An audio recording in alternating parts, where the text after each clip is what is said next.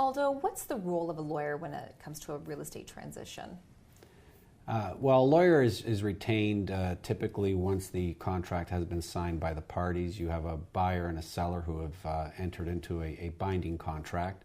Sometimes there are conditions involved, but once conditions are waived, then really the primary role of the lawyer is to close that transaction on behalf of either the buyer or the seller. Once the lawyer is retained, he will begin the process of carrying out various title searches and off-title search in the event of acting for a buyer. The primary role is, of course, to investigate title to make sure that the buyer is acquiring title to the property and good title to the property, free of any encumbrances.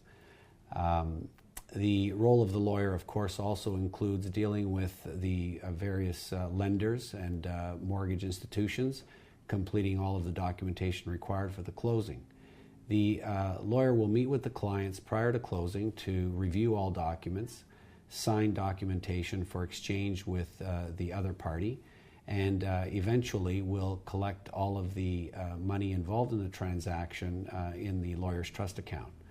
And of course, on the closing date, we proceed with the actual closing of the transaction itself. We exchange documentation with the other lawyer, and of course advance any funds that are required, and at that point attend to completion of the transaction. So you're there as the person to represent us in our best interest so that we don't, because once you sign that agreement, we can't go back and change it, can we? That's correct. We represent either a buyer or a seller in a particular transaction, and we're representing only their interests.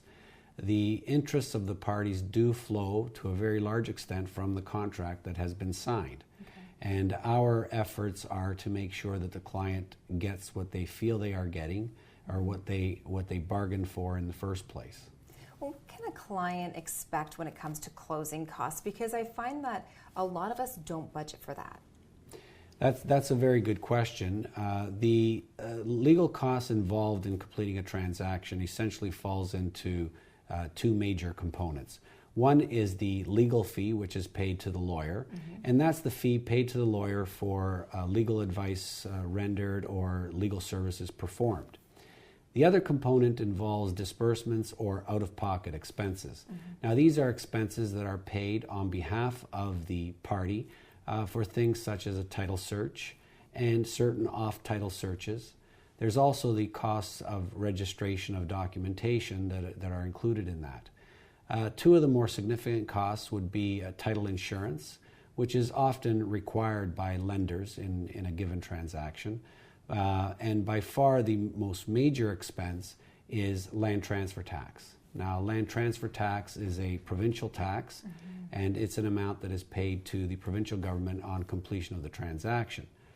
Land transfer tax is calculated on the purchase price on a percentage basis, and it's a sliding scale with the percentages going from 0.5% to 2% depending on the price of the home.